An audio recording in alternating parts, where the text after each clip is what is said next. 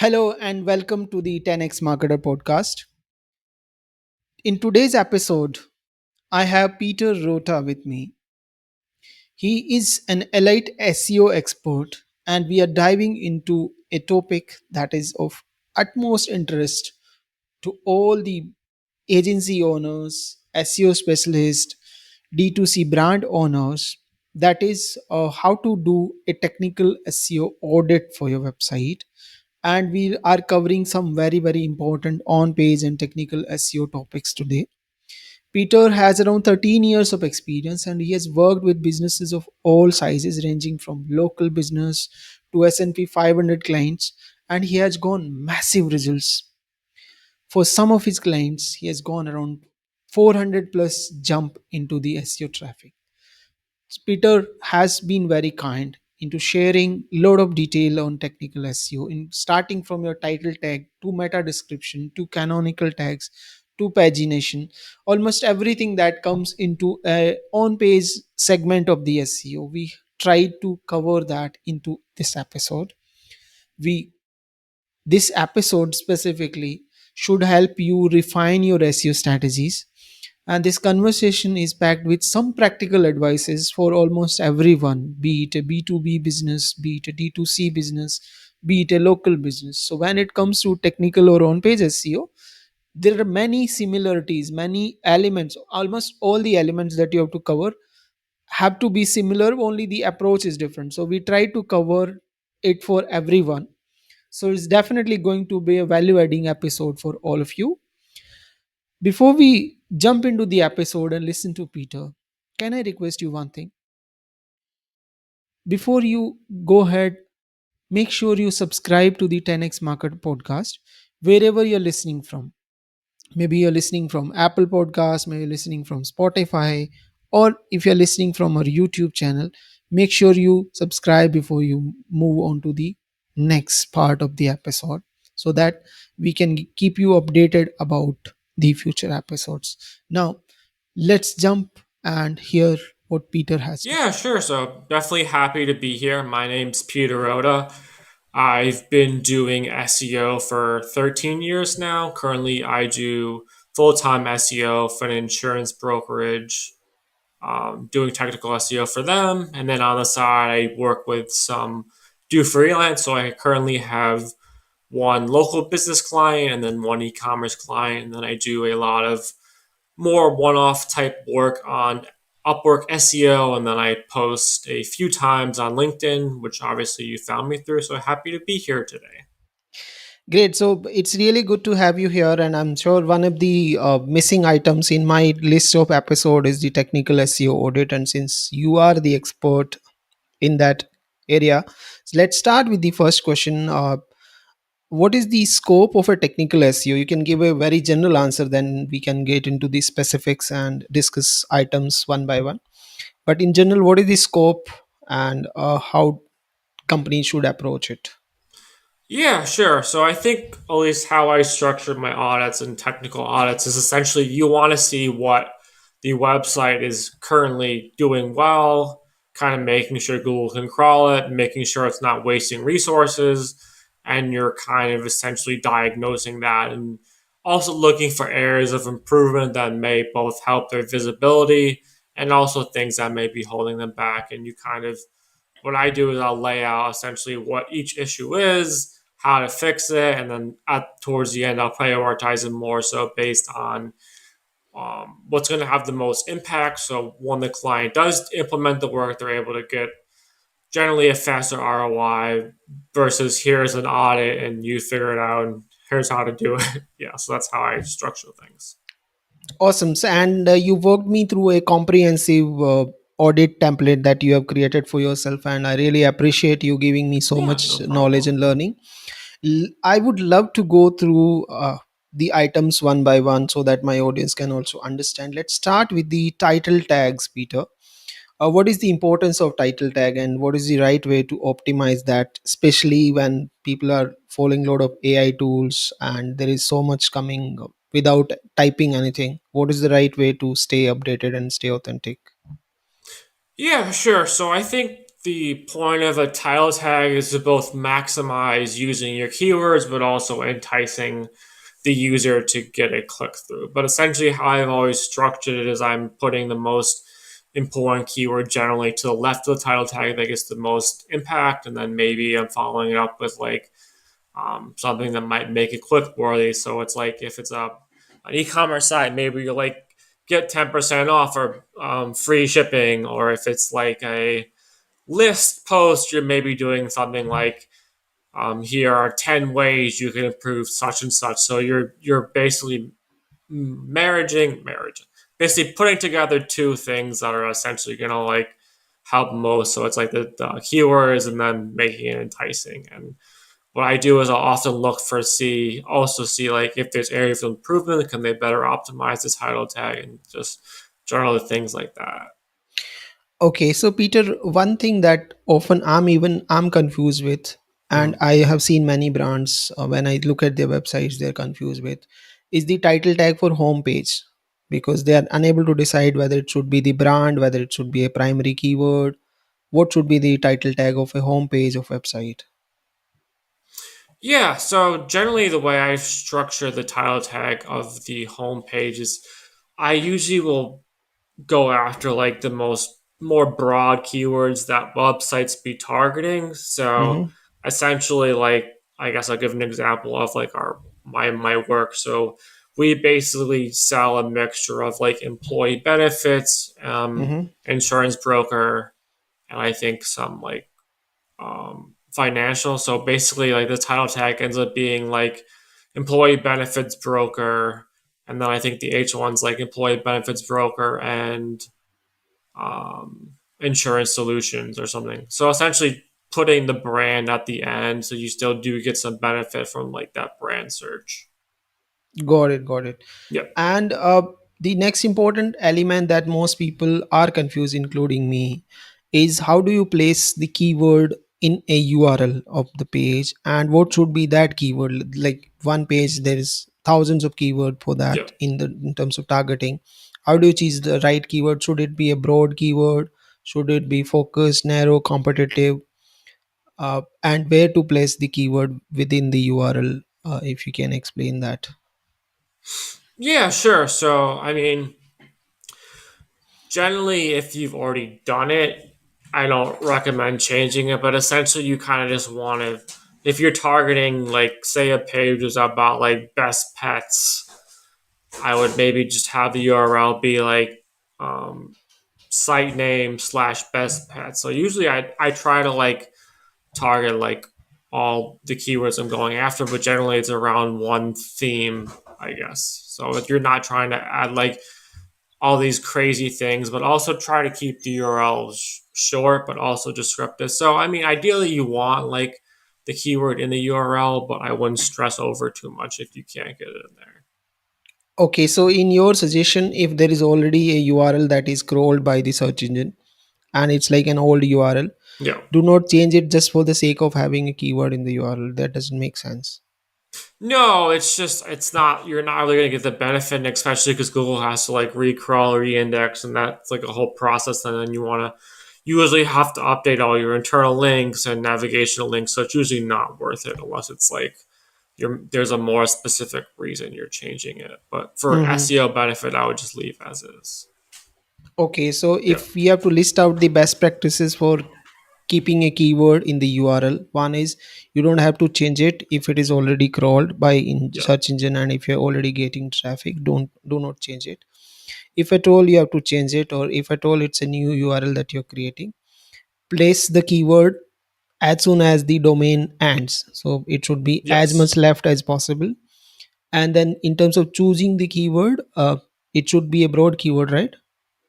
Or do you want Yeah. to I go mean, it's ideally it should be the keyword you're trying to rank the page for. So, like I okay, mentioned, if it's like a page about like I don't know, let's say employee benefits, like the URL would be employee benefits because it's a bit more broad, but you're going after employee benefits. But if it becomes like employee benefits for let's say small businesses, I'd be like employee benefits dash like small business or something. okay, so all the article words like for, at, etc. should not come in the URL. That's the practice.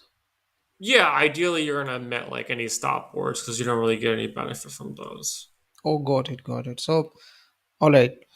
So, in terms of creating a sync between the title tag, meta description, URL in the keyword, Hmm. is there any way to put it in a structure, or is it like you go different keyword at a different place? Um, the way I generally approach it is I'll have a unique title tag. If there's an option, I like to do more of a partial or secondary keyword for the H1, and Mm-hmm. then ideally the URL is targeting that. Like it's usually similar or almost the same as a title tag, if possible. Okay. So my next question is related to meta description. And Hmm. one thing that I really find challenging with meta description is that everyone has started copying their competition, and everything Yes. looks same in the meta description. Yeah. So it's very difficult to differentiate where to click. So in terms of creating that differentiation or a unique value proposition so that the user end up clicking, Yeah. will you be able to help me put out some best practices for my audience? Yeah, sure. I mean, ideally, the intent of the meta description is to kind of tell Google essentially what the page is about. Mm-hmm. So generally, what I'll do is I'll kind of get a kind of a summary and then end with a call to action. That's how Mm-hmm. I've always done it. But I know, like at this point, Google ends up rewriting a lot of meta descriptions. So, Mm-hmm.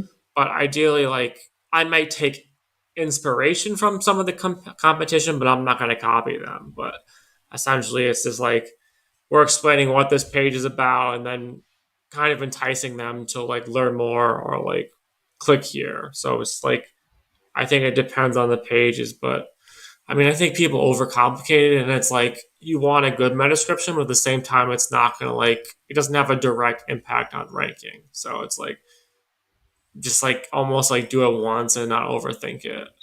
Mm-hmm. Yeah.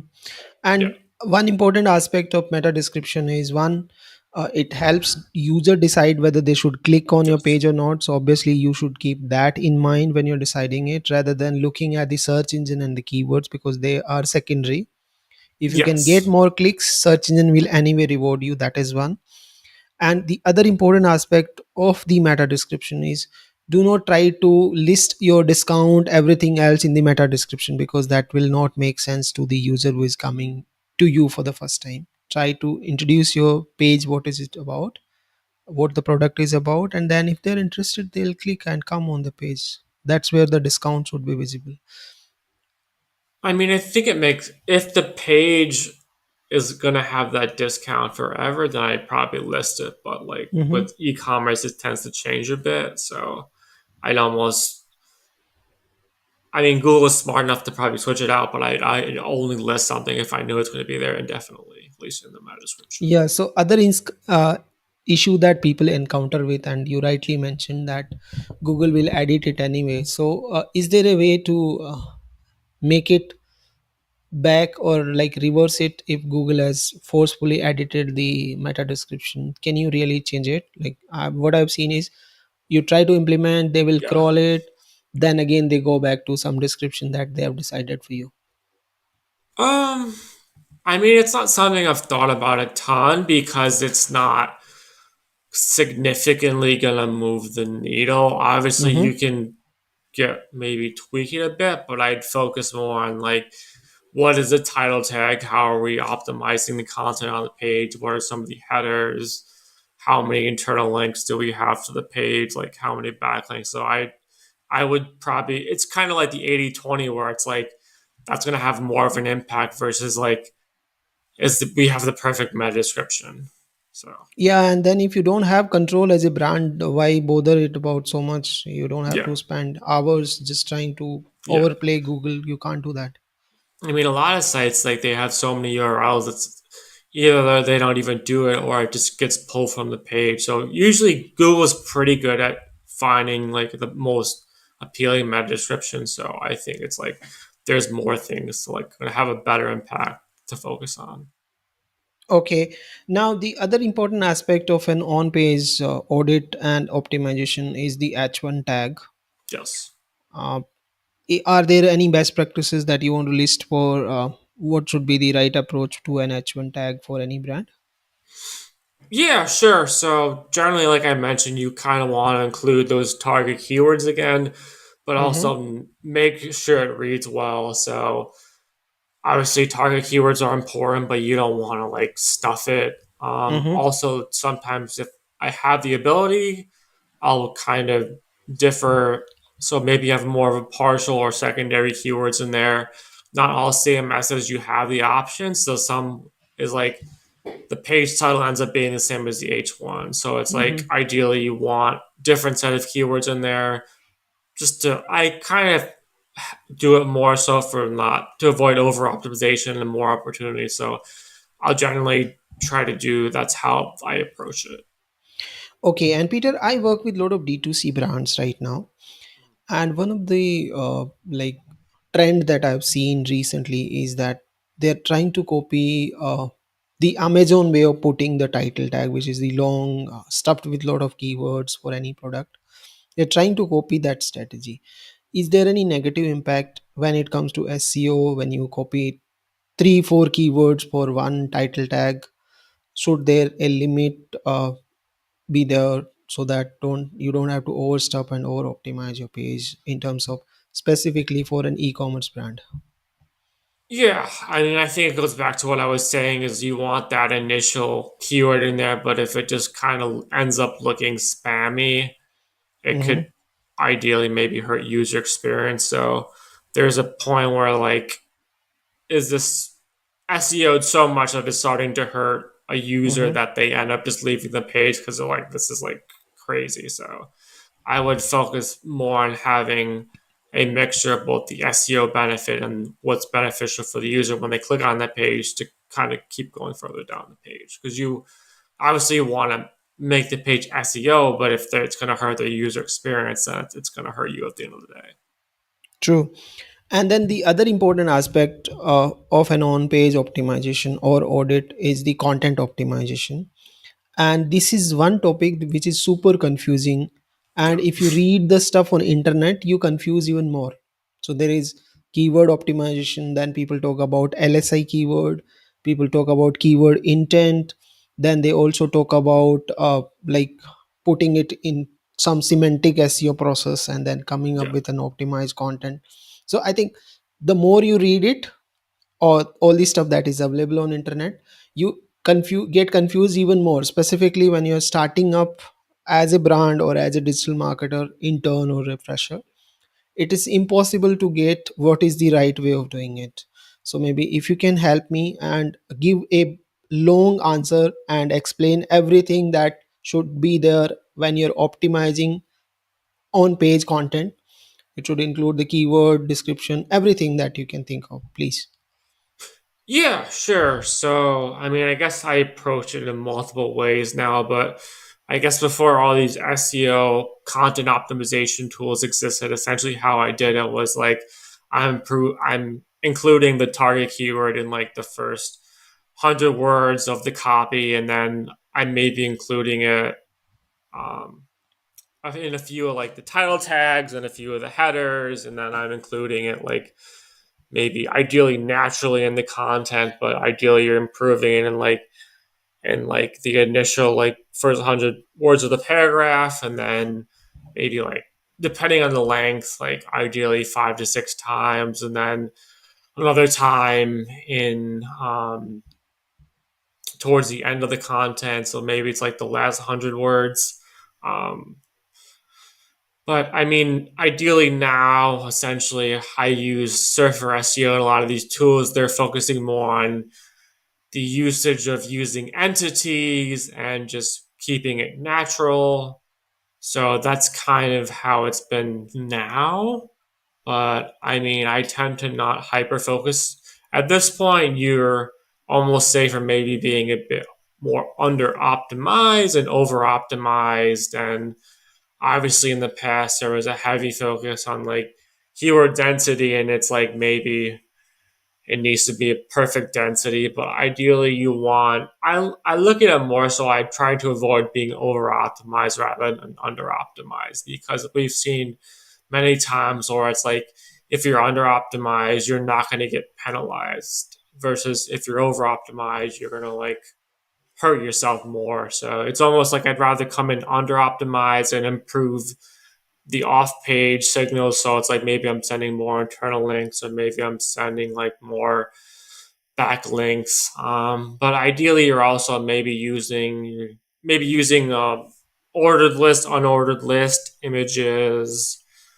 Um, maybe make sure if you're answering question, you're using NLP. So it's like I'm thinking, but like if I'm looking, if it's like what is the best car engine, you're like the best car engine is such and such. You're making it as easy as possible for Google to understand. So I guess that's kind of like a long-winded way of going at it, but um, yeah, that's how I essentially I optimize most pages at this point. And I mean, the thing is, like, I think there's multiple ways of going at it. People view it as differently. Some people are super technical about it, where it's like it needs to be this exact amount of times and have like this, I guess, keyword density. And like, there's also like the semantic way, and like Yeah, long ends up form going and short. super deep into it. But I Yeah, think long it's like form, best to short not form. overthink it. Yeah, LSI, like you mentioned.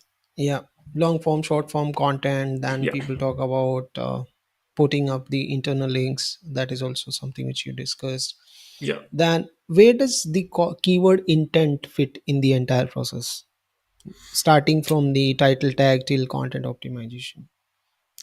You mean the intent, like what the user's searching Yeah, for? what is the user searching for? Um, yeah, I mean, essentially, I think the first thing to remember is the intent is not always set in stone, but Mm-hmm. that's not really something you can control. But generally, I'm seeing what's already ranking, and I'm seeing can I fit that intent, and kind of ideally, I'm almost thinking in my sense, what is the user searching for? Like some stuff is ambiguous, where it's like, say, if it's just the word cars, is that like, are people looking to buy cars? Are they looking for the movie Cars?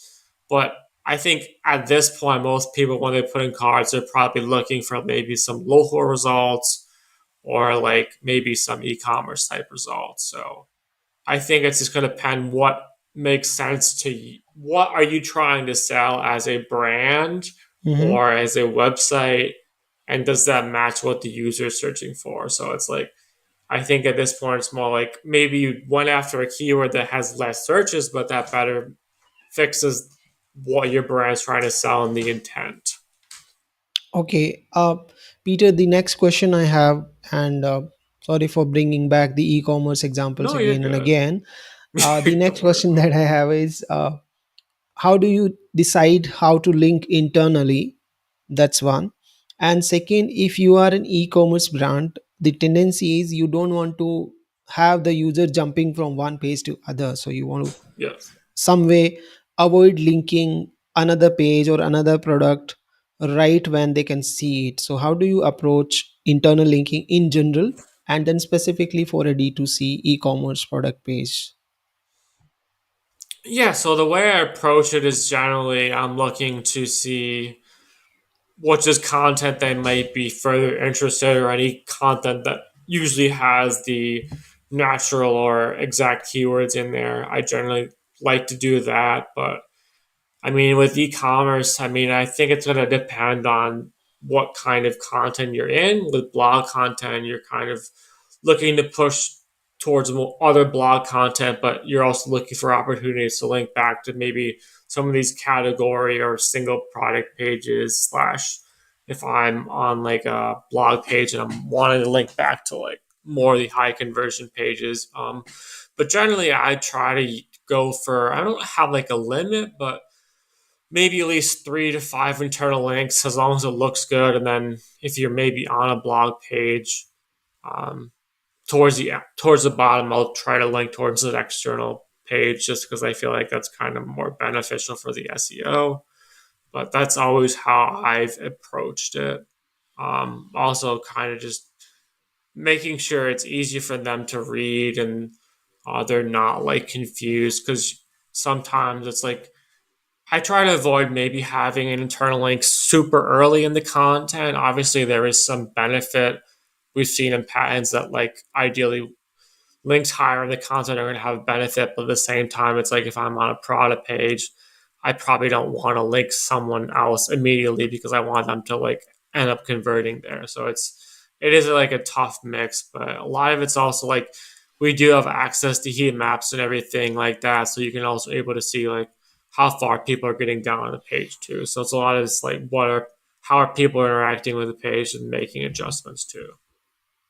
So, in terms of ranking benefit for a particular page, specifically from the internal linking strategy, does are there any evidence that Google would actually look at how many people are clicking in the internal links to give them benefit, or is it general just linking itself is enough? I mean, I think they definitely have access to that data in Chrome. I think they may also have some other benefit, but obviously it's hard to know unless you're tracking that data specifically. So, but ideally, it's like one that's gonna make the most sense given like the keywords that are in there and the most relevant pages you want to improve. Great. So the next important topic, and specifically from the audit point of view, and I'm personally super confused about it. It's the canonical tags. One is Yes. how do you set it right? Second, what I've seen recently is that for one or two of my clients, Google will automatically decide some random canonical, and then a ranking page would disappear from the index. How do you really handle that those kind of situation? And what is the right and best practices for canonical tags? Yeah, sure. So I think the first important thing to note is that canonical tags are suggestions rather than directives. So you can suggest you want a certain URL to be the main canonical, but Google oftentimes may sometimes choose a different one, or they're seeing that the internal linking is different, so they may change that. But I generally, what I like to do, it's obviously going to depend, is I do a lot of self-referencing canonicals, but obviously if you have a tracking or something, I ideally want the canonical to be the original URL. Um, and I think with e-commerce, we end up getting a lot of these crazy parameter pages. So ideally, you'd want to like have the main URL, the canonical URL there. But I mean, it's really going to depend. Obviously, I hate being like it depends, but it's really going to depend on the specific URL or section of the site. But generally, you ideally want to maybe focus more on maybe no indexing slash using robots.txt to control the indexing of the website versus a canonical is more of a nice to have slash like if you can't do anything else do that, but ideally you want Google to only crawl the pages that are most important and then canonicalize so the URL that's like maybe I can't think where I'm going talking, but essentially canonicals are just like it's more of like a nice to have slash more of a last ditch effort, I guess. Okay, all right. So I think canonical is still a super confusing topic to me. Yes, If it's you have, very nuanced. yeah, if you have any resources that you want me to refer in my description, I would be happy to add that. You can suggest me later. I'll add it in Yeah, the for sure. description for my podcast. Now, the other important aspect of an on-page optimization is pagination and sorting of blogs, because there are websites which are thousands of blogs and they don't know how to put them in a right structure. What should be the structure when it comes to pagination?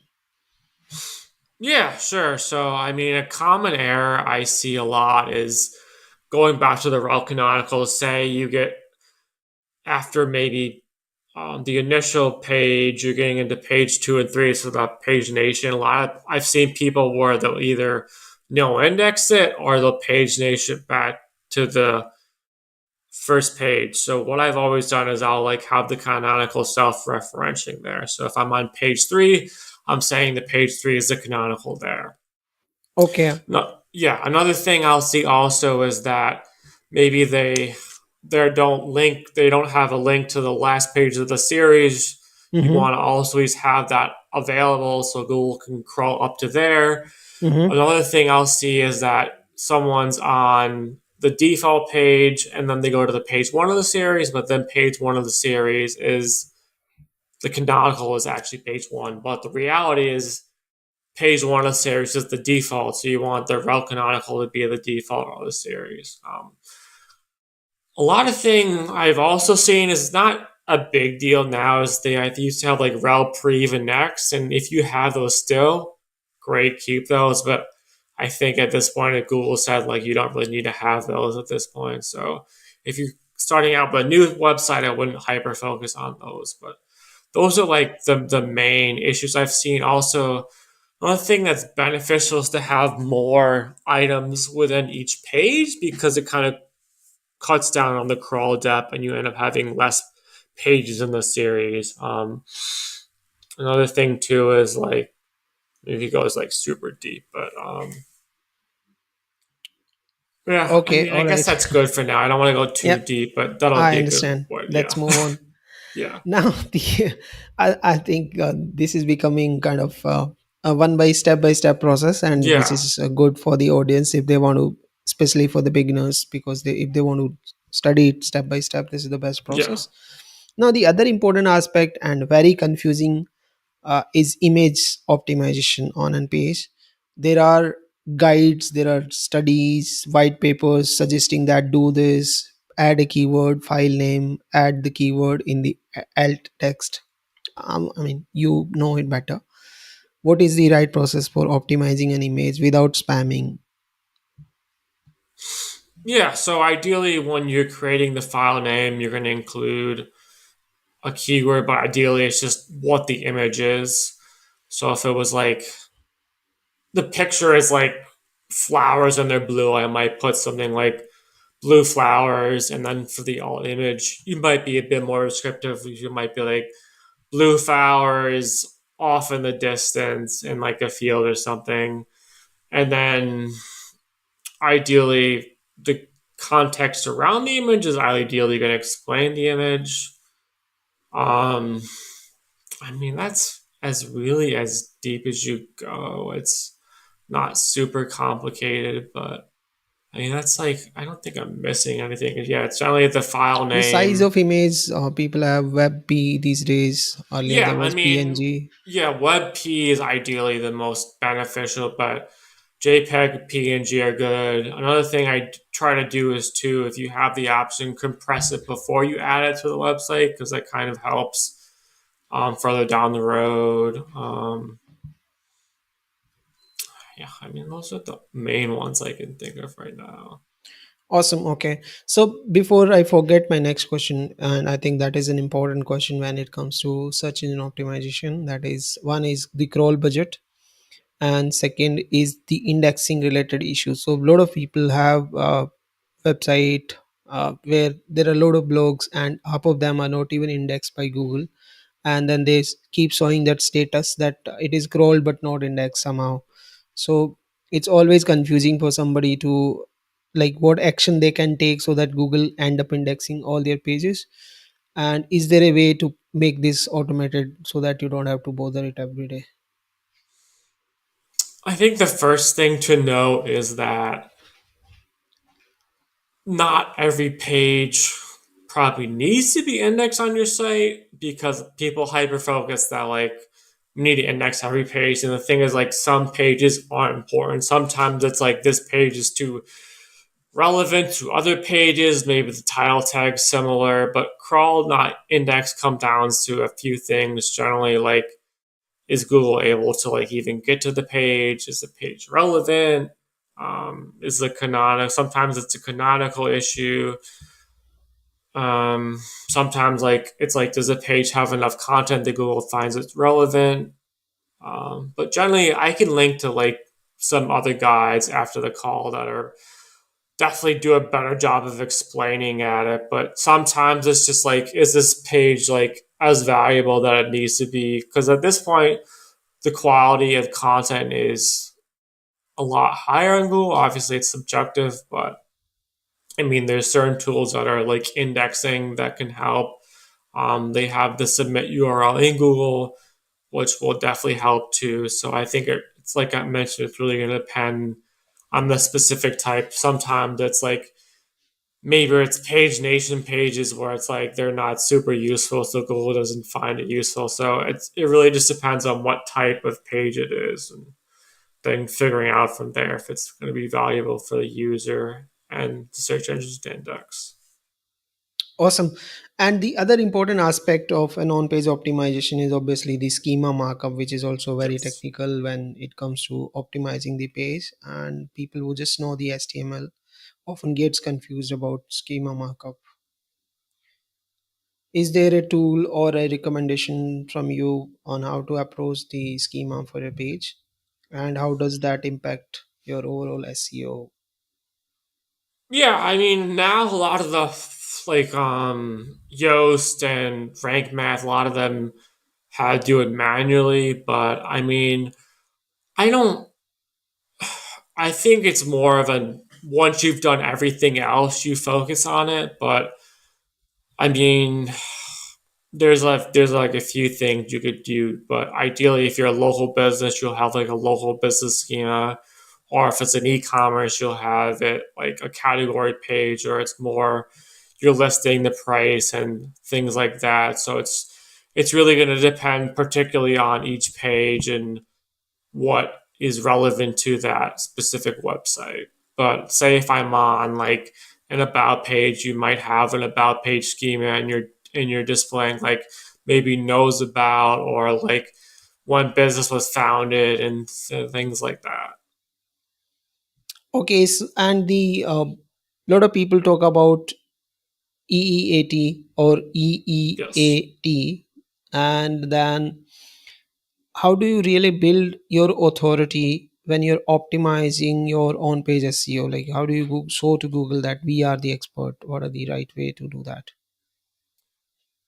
Yeah, I mean, I don't hyper focus beyond EEAT, beyond links, but I'll do stuff for positioning and trust. So I know a lot of people mention like having a privacy policy, having to contact us. But if I'm on like a blog page, maybe Mm-hmm. I'll list like who it was created by and their expertise and positions, and then I'll have the about an author page. But essentially, you're bringing some unique viewpoint. So it's like maybe we have statistics, or we have maybe certain studies, or bringing any unique viewpoints that other people aren't bringing in the search engine results, and maybe I know we've been focusing a lot on not we, but SEOs have been focusing a lot on recently information gain.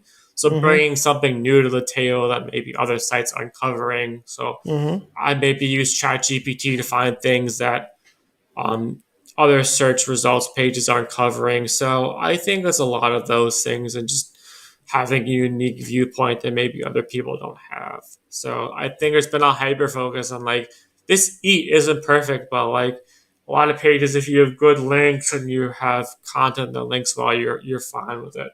I think once you're getting into like um, maybe banking or some of these insurance industries, you kind of want to thoroughly vet things a bit more. Got it. And then, I mean, once you have optimized the page, once you have indexed it, and like everything else is in place, the other important aspect is the core web vital and the Yeah. website speed, which is often might have a huge impact or not. That's something I'm not even certain about. Yeah. But many people talk about the core web vitals and they want to get it fixed in the first place even before they start ranking. What is the importance of core web vital when it comes to SEO?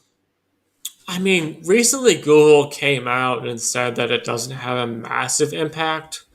But I generally try to focus on having as fast a site as possible. They say like if you're on a mobile device, have a load 3 seconds or less. But ideally, you want your site to be faster than your competitors. So I Mm-hmm. don't hyper focus on it, but ideally, um, make sure having as fast as possible.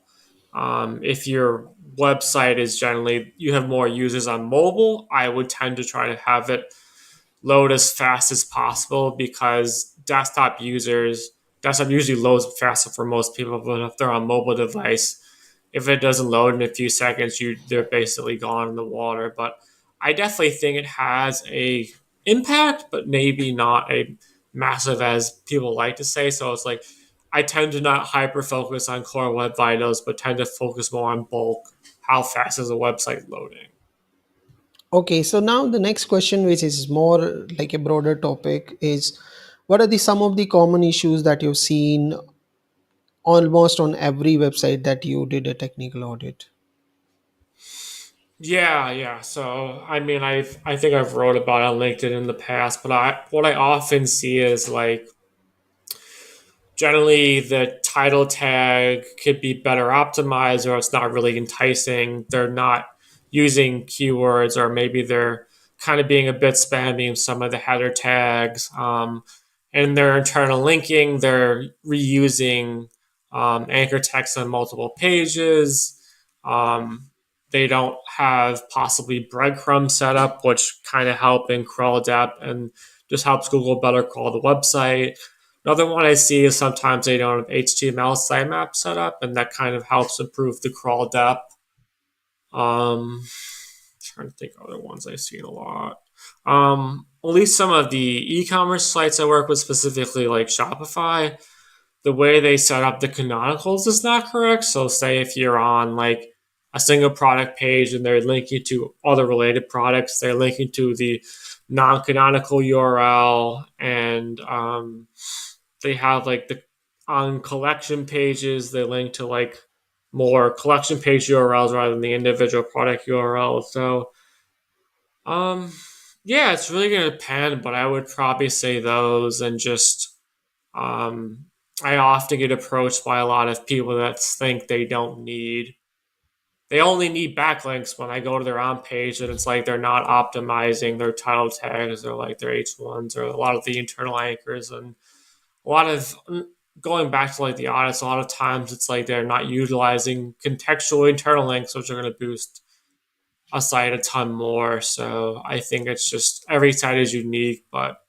I think it's just better optimizing content and internal linking, and there's if there's JavaScript issues. So making sure if you do JavaScript, ideally most of your important content is optimized within the source code, and Google can actually like href internal links are using href links versus I think on click or something. So I'd Mhm. probably say that was a myriad of things, but that's what I would say.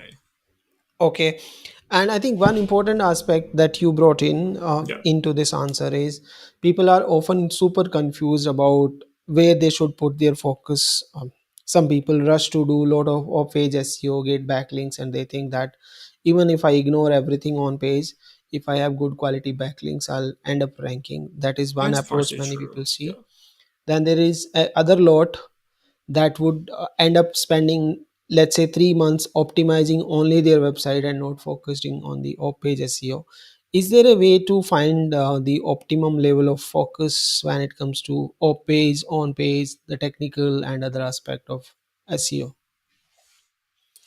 Yeah. So, I think it 100% depends on the niche. I think with something like local SEO, you can tend to have a bit stronger on page and it tends to be more focused on maybe some citations, but obviously backlinks will help. But I think it's most important to build a good structural foundation. So it's like making sure you're addressing any technical issues that may be holding the website back. So you're looking in page indexings, but ideally, um, making sure your on page is optimized as well as possible because you can control that more. Backlinks, unless you're doing like super amazing content, tends to be more expensive. So it's like I would focus on the on page and technical first, and then if you have budget for backlinks, try to maybe optimize, but you could optimize maybe existing partners and you're reaching out and you're kind of looking for like any local things that might like help there. So, but at least the way I do backlinks at this point is I'll do mostly outreach through guest posts, niche edits. I've done some horror or like those.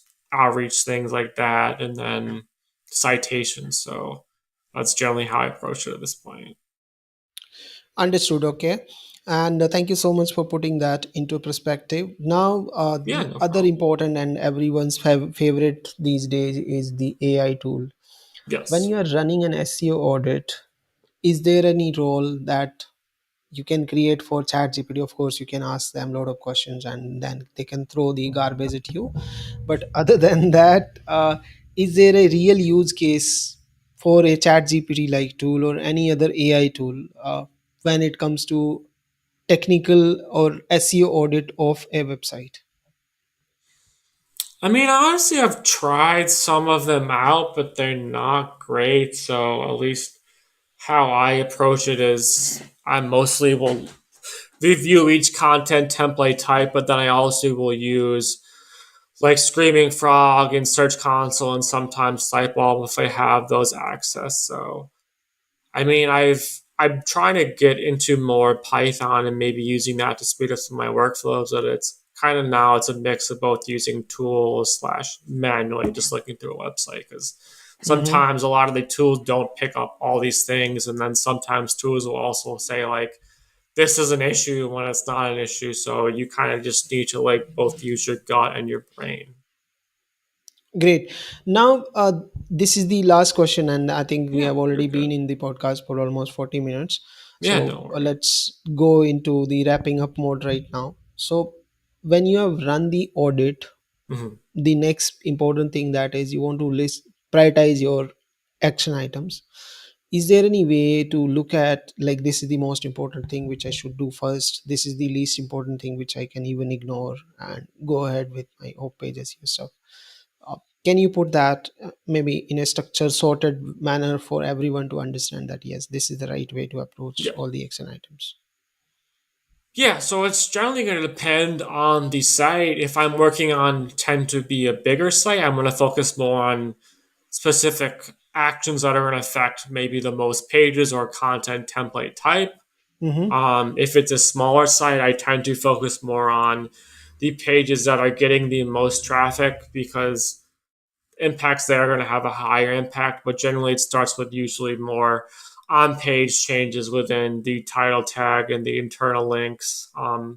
Sometimes, if the technical issues are really holding the website back, say like if it's a JavaScript site and it's client side rendering, I might recommend server side rendering there. So, but it's generally I go from based on content type that's going to have the most impact, and then go to the page level with a smaller site and generally go by title tags and maybe the content and some of the internal linking. Great. And this is the last and final question from my side. Yeah. Uh, let's say you are starting with the SEO or you are a fresher with, let's say, 1 or 2 year experience. Mhm. One, what is the right way to stay updated? And second is how to pick up the right information out of all the like SEO optimized garbage that people throw on internet when it comes to SEO optimization. Yeah, so I mean, if you're 1 to 2 years in, I kind of would just like follow. I mean, there's some not all the blogs are great, but I've read a lot of good stuff from like Search Engine Land, Search Engine Journal, Search Engine Watch, Moz, Href, SEMrush. Those tend to be good, but I also kind of recommend having either some active clients or some freelance on your own, so you're kind of able to kind of stay updated. I'm trying to think, what were the other questions? Sorry. One is staying updated, and second is, Yeah. of course, you have answered the second question also by mentioning some of the authoritative resources. I think that was the second question. How do you really put the right information in front of you rather than reading everything that is Yeah. available online? And I've seen many pages which are ranking for a certain keyword, certain answer, but still the information that they have is completely useless. Yes. So I think it's two things. You need to both see what Google and I guess the so-called experts are saying versus what's ranking, because Hmm. oftentimes Google wants you to do SEO a certain way, but you'll see oftentimes what's ranking is not always the same. So I think it just comes through. working in SEO for a certain amount of time, you start to Mm-hmm. see trends and ways Google things. So it's just a lot of it's just experience, but obviously now it's a lot of just bigger brands tend to dominate more. Mm-hmm. Google's kind of killing a lot of these affiliate sites. But yeah, it's just getting that experience, and um, I get a lot of the information I follow now from people on LinkedIn or a lot of stuff. Reddit is a really good source. Big SEO and tech SEO are really solid. So Mm-hmm. I probably say that's where I'm getting most of my information, and just like doing SEO with my clients to see like how things are working. Awesome, Peter. I think we came to the end of this episode, and I had a fantastic chat with you. I don't know about you, how much Yeah, it you was enjoyed good. it. Thank you. So, really nice having you here. And thank you so much, guys, for listening to us so far. If you haven't subscribed to the 10x Marketer podcast, make sure you do it before leaving the episode. We are available on Spotify, YouTube, and Apple, wherever you're listening from. Make sure you subscribe before logging out. Take care and have a good day ahead, Peter. Thank you so Thank much. you. You too.